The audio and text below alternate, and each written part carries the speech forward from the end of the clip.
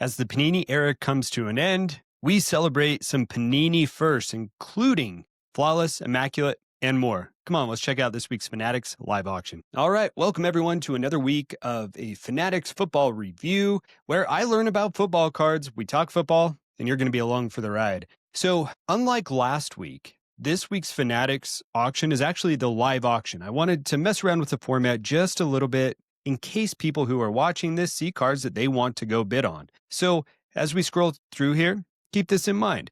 This is for weekly auction number 196, which should be ending Friday, October 19th. So these are football cards specifically, sorted them by the highest price of the current bid. Let's go ahead and start taking a look at some of these cards. Like most weeks, we're starting out with the Tom Brady up here on top. 2015 Flawless patch. Looks like you're getting a nice little bit of two color, but you get some good stitching on there, on card autograph. This card's going to go for big money. Numbered to 15, the Tom Brady game worn stuff is great. You throw on an on card autograph, and that's a big card. Don't have to tell you guys that. JSN, boy, he has sure played well this year and has been one of the big breakout players in the NFL. And to get a Kaboom, you see that rookie emblem on there and a green 1/1. That's a big card, and probably outside of a Prism Black, that might be one of his biggest rookie cards. Sure has been exciting to watch him play this year. Michael Penix, boy, how about the timing of this card coming off their Monday Night Football win against Buffalo?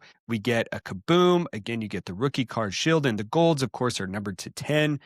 And a very nice grade on this BGS 9.5. That's going to be a big boy card too. The Peyton Manning rookie ticket, we talked about this, I believe it was last week, and compared this to a playoff, what was it, honor roll, I think it was. That was a re-release of the card. This one's really nice, 98 rookie ticket. Boy, that autograph is kind of hanging on for dear life, though. You see the autograph 10, that might have been graded a few days ago. But certainly is a nice card. Anytime you see Peyton Manning, it certainly catches my eye. But the first stop that I want to make is with this 2014 Immaculate Collection, Tom Brady, patch auto. Let's go take a look. So 2014, when it comes to Immaculate, is the first year of Immaculate Collection in football. It is Panini's first Immaculate. Now, this patch, let's start there. Boy, this sure is a great looking patch. You get a regular piece of jersey, and then you get the stitching of the red, white, and blue. A great photo of Tom Brady. It's a premium patch. It's numbered to only 10, so it's the gold version of this. It's too bad it's sticker. This is still a pretty incredible card, and if someone is looking to get a Tom Brady patch auto, you might be able to get this one on a little bit of a discount because of the sticker. And this is game worn, which we saw a lot from Panini in football years, especially early on, that these were game worn and Immaculate. Did not disappoint with this. Of course, if you follow along the podcast that Ricky and I do every week with Pack to the Future podcast, you know that not all early Immaculates are game worn. However, that Peyton Manning that I had that we thought was game worn was not. At least it didn't state it was. So this is a beautiful card. This one caught my eye. I'm curious if cards like this from early Panini years catch your eye as well. If so, what's set? You see another Lawrence Taylor, which we talked about in previous weeks. Justin Herbert, so one of the early rookies, or not one of the early rookies, one of the younger quarterbacks makes an early appearance. And of course, it's going to be in Kaboom. It's going to be in gold. We're seeing that week after week. What do you guys think about Herbert? So this is a 2021 card. We're coming into obviously 2025 product. At what point do you think that the money that goes into buying a young quarterback goes from almost prospecting in a way and buying the hype to almost needing to see some performance? Like, what year is that? You know, with Mahomes, clearly we're seeing it now. He's still an active player, obviously, but he's won multiple Super Bowls and his price is through the roof. People aren't buying him necessarily based on what they think he will do, but rather than what he's done. So where in an NFL career does that balance hit? And I've tried to think about that quite a bit. It might just be a project for me to go through Card Ladder and take some more recent players and see if my prediction, which would be at some point, that steep curve of price of a card of an early quarterback flattens out during their career and then either spikes or drops off after they retire. I'm just curious where that is. And I wonder if Herbert is going to need to start winning to have prices continue to rise. And I just don't know. For me, that was a question of the week, and I just don't know. So I'd love to hear your comments on that, your thoughts on that. I'm certain that there's a lot of good examples that we could probably take a look at and put some sort of formula to going forward. But let's continue on. And I want to stop here at Tom Brady, and I want to look at these two cards from the same year, 2000 Bowman. One is a Bowman Chrome, of course, his rookie card. This is a BGS 9.5 Chrome non-refractor. And then I also want to take a look at the 2000 regular Bowman PSA 10. So I'm curious. Both of these cards currently are $3,500 and $3,400 on their bids, respectively, with 2 days left at the time that I'm filming this. Which one do you think is going to go for more? Which one would you rather have? I mean, you've got Bowman in a PSA 10, or you've got the Bowman Chrome in a BGS 9.5. Well, I was pretty curious about the comparison of these two cards. So let's take a look at the comparison over on Card Ladder. So there's a couple of things of note here that I think should be worthy to point out. Number one is the pop report. Now, I know that we're comparing just the exact cards with the PSA 10 and the BGS 9.5. And of course, BGS grading services early in the 2000s, I think would have been more popular to send cards to than PSA. So we should keep that in mind for the purpose of this exercise. But I was a little bit shocked to see that the PSA 10 of the standard Bowman product was almost a fourth, of the Bowman Chrome 9.5. Now take a look at this. I thought the Bowman Chrome would have been a higher price card, but the pop report is higher and the price pretty significantly lower. So then I got curious, like, what if you bought this 9.5, this BGS 9.5 of the Bowman Chrome, and what if you tried to cross it over to PSA? And what if it hit a PSA 10? Boy, look at this. It takes that value from the last sold of $4,300 and almost triples it up to $12,000. The pop report goes down. So then which card would you rather have? I mean, obviously, you'd rather have the Bowman Chrome PSA 10 as compared to the Bowman PSA 10. That should be a no-brainer. But it's just interesting, the grading service and that half grade. Do you think over the course of decades that's going to matter? I mean, currently we're in a PSA era. It could change. The last decade plus, we were in a Panini era. No one necessarily saw Fanatics coming in, scooping up tops and rolling forward. I don't know. Just a hypothetical and kind of a fun one to think about. All right, well, let's continue. So we see more Kaboom. We see more Downtown. Those are not surprising. Those seem to be very trendy and popular cards. I will say this. The Lamar Jackson, Donruss Optic Downtowns, I love the Baltimore Ravens Downtown. They always seem to incorporate some sort of spooky element to it. And if you know me, that's right up my alley. In fact, just hours from now, I'm going out on a paranormal investigation, go look for spooky things. But these things always catch my eye. I don't own any of them. However, I love them. I love the design, and it's kind of the Venn diagram for me on cards and spooky things always seems to overlap. It's too bad that I'm just not a Baltimore Ravens collector. We see a little bit of vintage making an appearance early on with some high bids of the 85 Topps Richard Dent. I didn't do a deep dive into this card, but certainly that PSA 10 that we talked about in previous episodes, where in vintage, the grade really can shoot up a price. Logically, it makes sense. So we continue on. We see Montana. Boy, we've seen quite a few Montana cards pop up over the past few weeks, it feels like. We see more Downtown with Brock Purdy. What do you guys think about the 49ers? Let's stop with Purdy. So for me, I'm a Denver Broncos fan. I currently live in Utah. And so I grew up with 49ers being on TV, but always a little bit dismissive of them, at least over the last decade or so. Now they've had a Super Bowl appearance, right? In the last decade and a half. In the last decade, they've had a Super Bowl appearance. They win a lot of games. He wins. To me, I don't know why I don't take them as a serious threat. They have Christian McCaffrey. Maybe I just assume that he will be injured. Their defense has been injured. They lost their best linebacker, their best defensive player last week. But still, their record looks really good, and they should be considered a serious threat. But I don't know what it is about Brock Purdy that, for me, just the eye test, I don't know why I don't take them seriously. I might be alone in this, and maybe I should take them seriously, but I don't know. I can't necessarily articulate why I feel that way currently about the 49ers. I'd love to hear your thoughts on it. All right, let's continue. So I want to make a stop here at this 94 finest refractor Jerry Rice. So another first. This one is not a Panini first, but this is a Topps Finest first year in 1994. Now, we think of refractors, at least in the same world that we think of as Prism and Prism Silvers. Now, I want you to think about, let's play a little bit of a game here with these Topps Finest refractors. Now, this is a PSA 10. You can see right here on the front of the listing that it's Pop 8. I want you to take a guess, don't look this up, and think how many graded PSA, mind you, cards do you think exist of this 94 Jerry Rice refractor? What do you think? How many total graded cards do you think exist in a PSA slab? Well, only 187. I am certain that there are a good handful in BGS slabs, but it shocked me that there were only 8 PSA 10s and really under 200 total cards. Now, if I were to go and look and say, hey, I'm someone who collects PSA graded cards, and I love 90s cards, or at least you grew up in the 90s. I grew up on 90s basketball, not necessarily 90s football, but a set like this with 94 Finest, I mean, you've got all the colors in the world, and you know that card is going to refract. We just can't obviously see it here on the photo. I think this is a pretty cool card, and I could see myself collecting these 94 Finest refractors.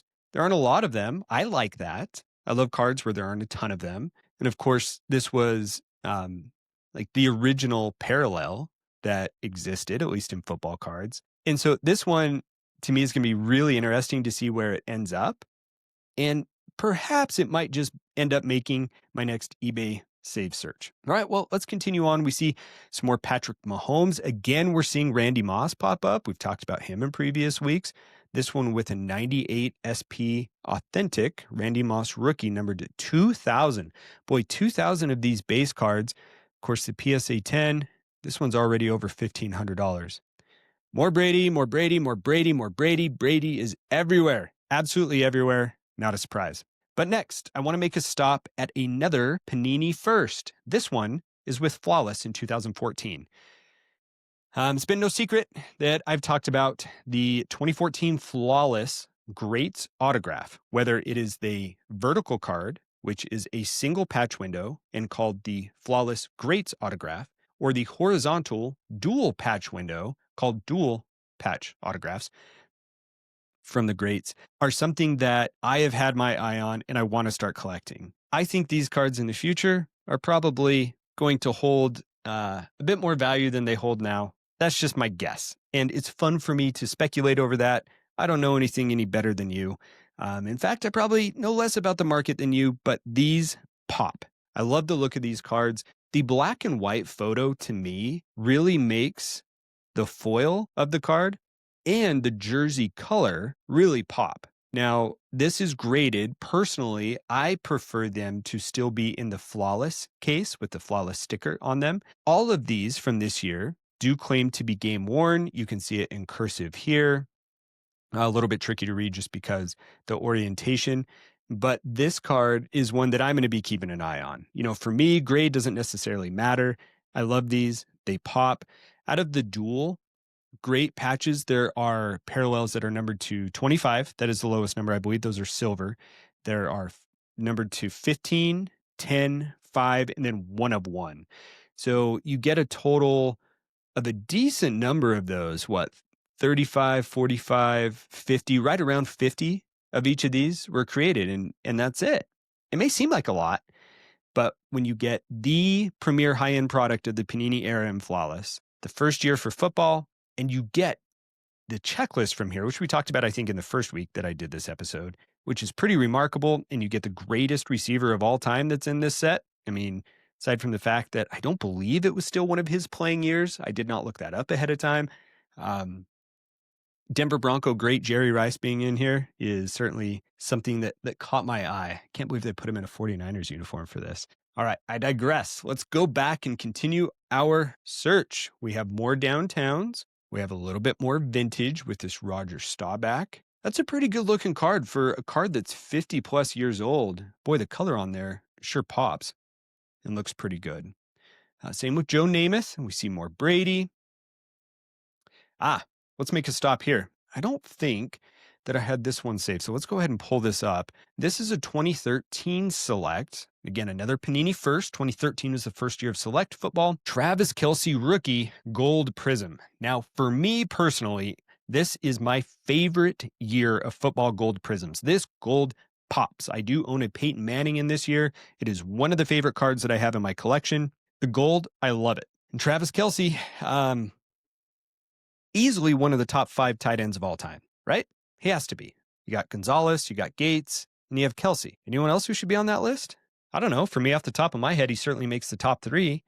As much as I don't like him as a Broncos fan, and he's a Chief, I think this is a really big card. I wonder, we talked about that hype earlier, hype driving price with Justin Herbert. I wonder, since Kelce has had the last couple of years that haven't been up to his standard, if his chart for pricing maybe takes a little bit of a dip. I can certainly see why someone would list this card now. We're in the midst of football season. The Chiefs with a huge win last week. Kelce, obviously, always in the spotlight, especially in pop culture. It's an impressive card. And even for my distaste and disdain for the Kansas City Chiefs, this one still caught my eye. All right, let's go on to the second page. And before we start on page 2, I do want to remind everyone, if you're enjoying the content here, please take just a couple of seconds to like the video, share it with someone, and make sure to subscribe so that you can see each and every time one of these videos gets dropped. The single biggest way that you can help support this show is through our eBay affiliate link. Every time you shop on eBay, as long as you click our affiliate link within 24 hours before purchasing, at no cost to you, the show gets a small commission in the process. You can find our eBay affiliate link at pttfpodcast.com. That's pttfpodcast.com. All right, let's continue on to page 2, where we see more people that are easily recognizable. We got Tom Brady. We see more Skybox Premium Rubies. And you know what? I think next week I'm going to have to do a deep dive on these Rubies, because the Rubies came up during a time of collecting that I had kind of exited. It was towards high school for me, where I fell out of collecting and then really didn't get back into it until towards the beginning of residency. So, I mean, there's a big gap for me. And I know that these Premium Rubies are very popular, especially in basketball. We're already seeing over $1,000 for an Emmitt Smith here. So in the future, we're going to need to go check those out. Boy, Baker Mayfield. How about this for a comeback story? I mean, what a wild ride this guy's been on. This is a 2018 National Treasures Stars and Stripes number /15 rookie patch auto. It's really hard to not like Baker. I mean, you get drafted and have to play for the Cleveland Browns. No offense, Cleveland, but you just had a rough, last century as far as football goes. The guy gets run out of Cleveland, ends up playing defensive end on the practice squad as a practice squad member, I guess playing defensive end for practice for the Carolina Panthers. That is the ultimate sign of disgrace. I mean, aside from just not being in the NFL, how does your career get any lower?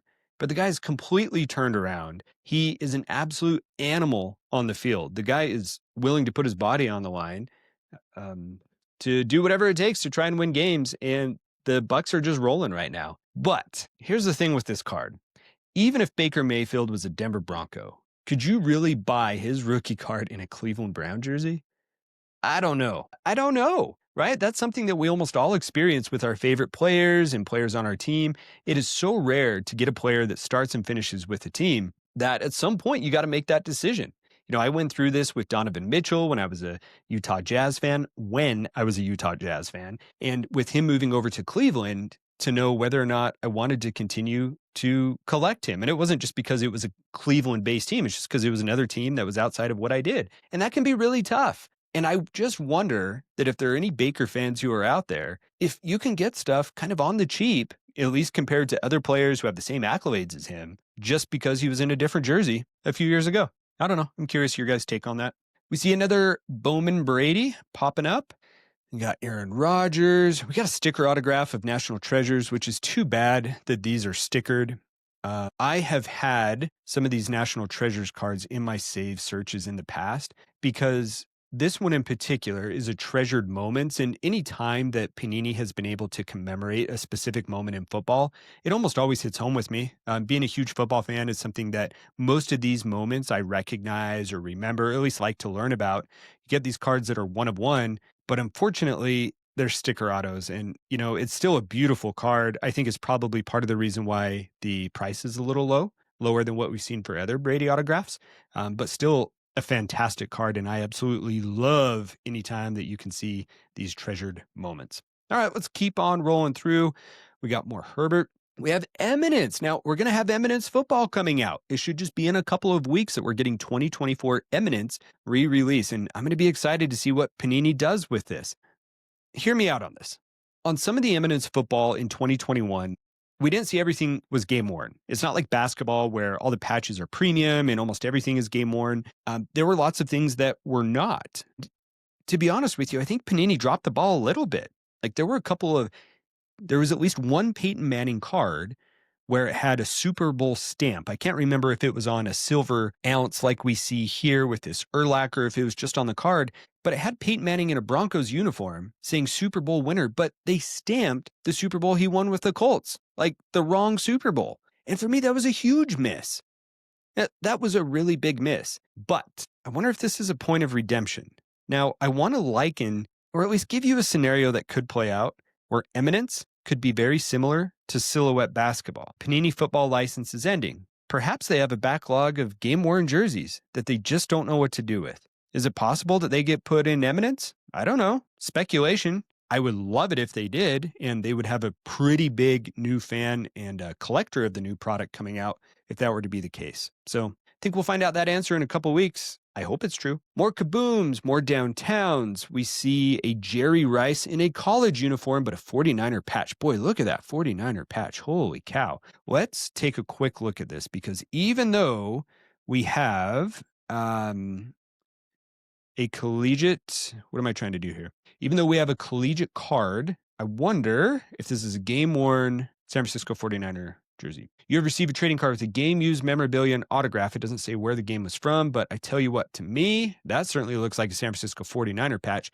and that is a beautiful patch autograph on card. If you are a Jerry Rice collector, holy moly, that's a beauty. All right, let's scroll through just this page, and then perhaps we can move on, take a sneak peek at next week. CJ Stroud, what do you think is going to become of him? Last year was really rough. He did not play well last year from the games that I saw. And the beginning of this year wasn't much better. Now, it just makes you wonder he's probably got to prove himself this year or next, and truly define himself as a quarterback just to see where he's going to be. It'll be interesting to see what happens.